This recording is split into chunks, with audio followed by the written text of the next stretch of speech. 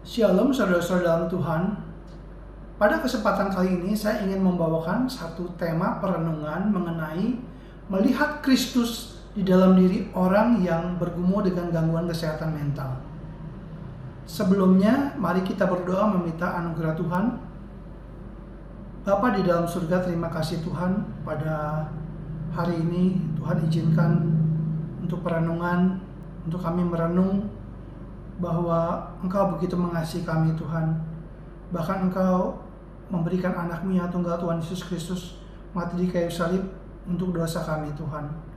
Ketika Bapa melihat kami, Bapa tidak melihat kami sebagai orang berdosa lagi, tetapi melihat Kristus yang ada di dalam diri kami. Terima kasih Tuhan untuk cinta kasih-Mu yang besar. Tolong supaya kami boleh melihat sesama kami dengan ukuran bahwa Bapa mengasihi mereka juga Tuhan. Terima kasih supaya Tuhan memberkati perenungan ini, berkati Roh Kudus pimpin bibir mulut hamba memberitakan firman-Mu. Dalam nama Tuhan Yesus kami berdoa dan ucap syukur. Amin. Saudara-saudara dalam Kristus Yesus, ketika kita sedang melihat seseorang, memandang seseorang yang bergumul dengan gangguan kesehatan mental, apa yang kita lihat dari mereka?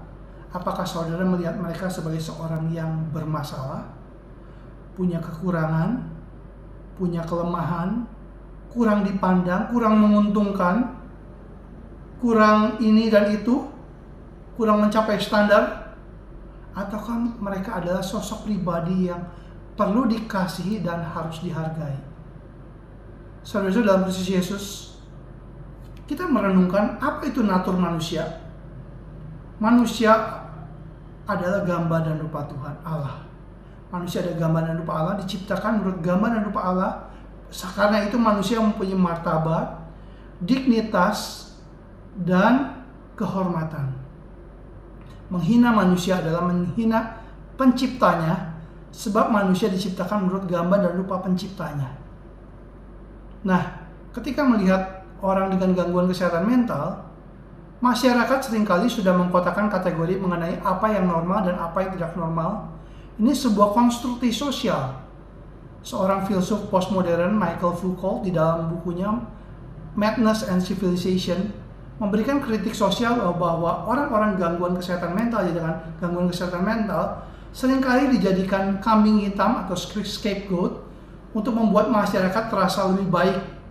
Ini adalah isu kontrol dan kekuasaan. Kalau kita melihat di dalam film-film Hollywood, kita juga sering melihat orang-orang dengan gangguan kesehatan mental dilihat sebagai orang-orang yang kriminal, orang-orang yang jahat, bahkan tokoh antagonis. Dan ini adalah satu stigma di dalam masyarakat.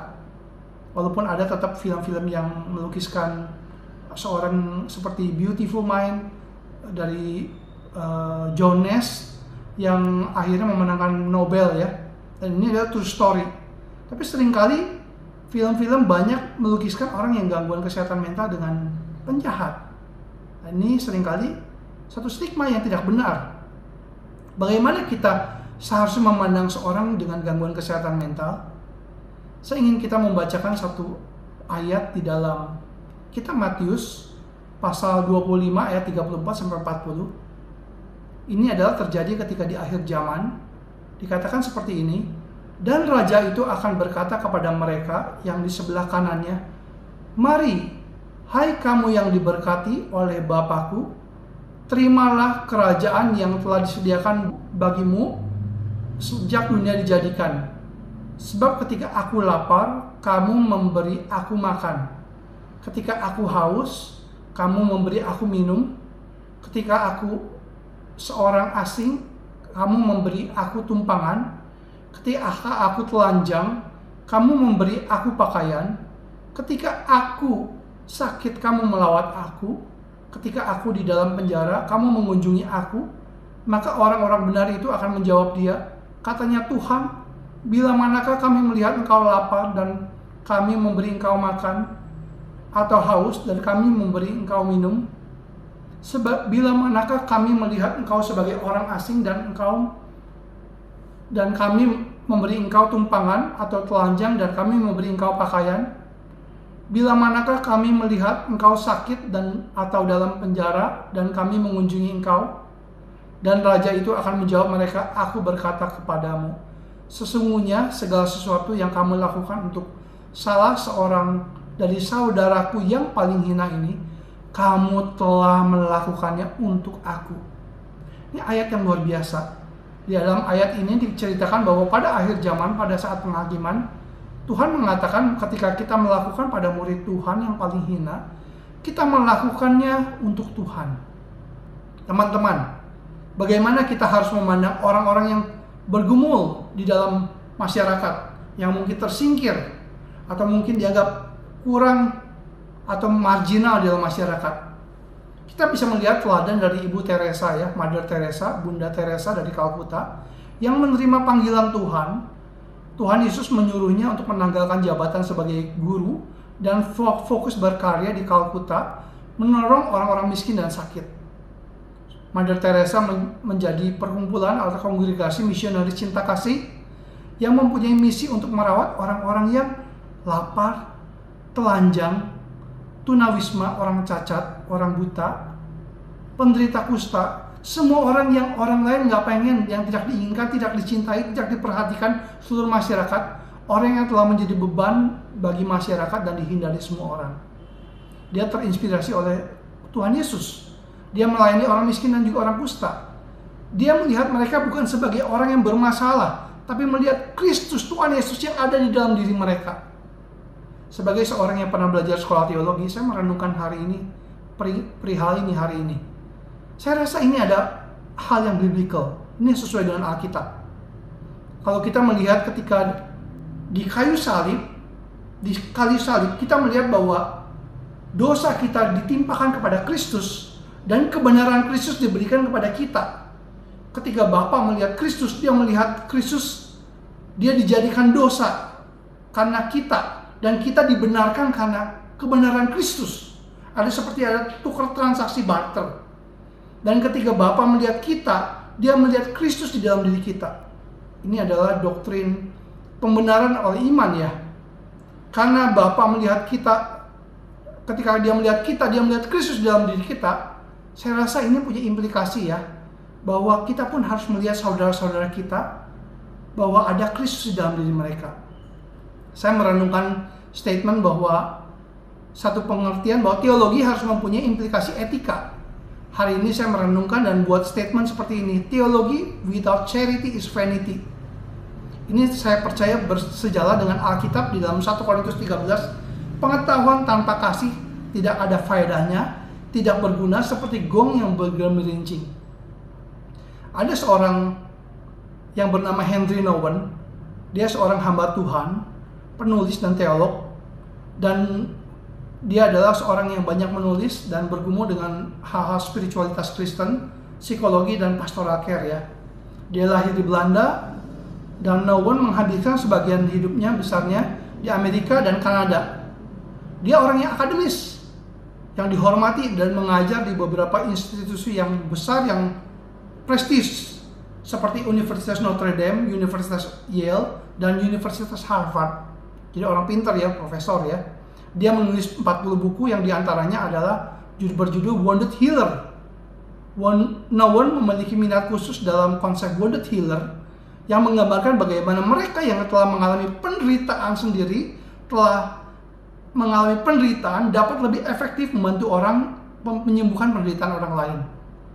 Sebagai seorang yang berintelektual, Henry Nouwen bergabung dengan komunitas L'Arche. Jadi dia nggak fokus lagi pada pengajaran sebagai dosen, sebagai pengajar, tapi dia bergabung dengan komunitas L'Arche. Dan L'Arche adalah komunitas yang dijaring, yang ada komunitas orang-orang yang disable gitu, orang-orang yang ada disable intelektual dan hidup bersama mereka di sana.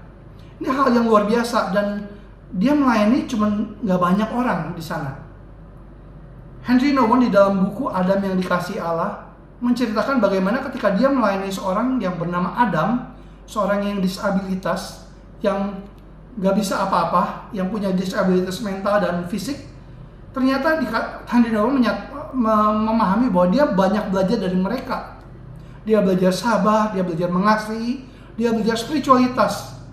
Dia merasa kalau dia terburu-buru atau kurang kasih, maka Adam akan gelisah. Saya punya teman seorang yang dulu di Institut Reform, teman bersama-sama. Teman saya penginjil ini punya seorang anak perempuan yang waktu kecilnya itu kena virus toksoplasma sehingga mengalami keterbelakangan mental. Sehingga perlu dilayani, dikasihi, dan bahkan sampai remaja pun perihal toilet perlu dibantu. Tapi respon teman saya bagaimana terhadap anaknya ini? Dia melihat anak ini sebagai berkat Tuhan, yang dikasihi Tuhan. Dia melihat anaknya sebagai seorang yang bernilai. Bahkan ada statement penting yang saya pegang sampai hari ini. Dia melihat anaknya sebagai profesor teologinya. Wah, betapa statement yang luar biasa, yang memberkati. Apa yang kita lihat dari seorang yang bergumul dengan gangguan kesehatan mental? Apa yang kita lihat? Apakah kita melihat Yesus yang ada dalam diri mereka? Apakah kita melihat bahwa mereka adalah gambar dan rupa Allah yang bernilai, yang bermartabat, yang berharga, yang harus dikasihi seperti kita semua? Apakah Anda juga bisa melihat mereka sebagai orang yang dapat dipakai melatih kerohanian Anda untuk mengasihi mereka? Bahkan bukan cuma melatih kerohanian Anda, bahkan Anda diberkati ketika melayani mereka. Apakah Anda mau mengasihi orang-orang seperti ini? Di dalam dunia ini orang selalu ingin naik ke atas.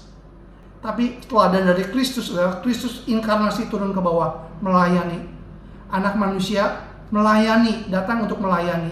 Anak manusia mengasihi, merendahkan diri menjadi sama seperti manusia, dan sampai taat mati di kayu salib untuk supaya kita boleh diselamatkan. Sungguh teladan dari Tuhan Yesus Kristus.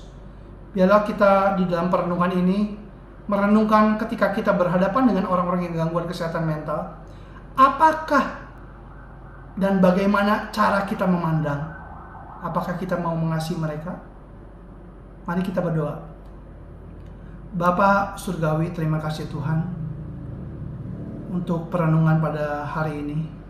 Ampuni kesalahan kami Tuhan kalau kami kurang memandang sesama kami sebagai orang yang perlu dikasihi.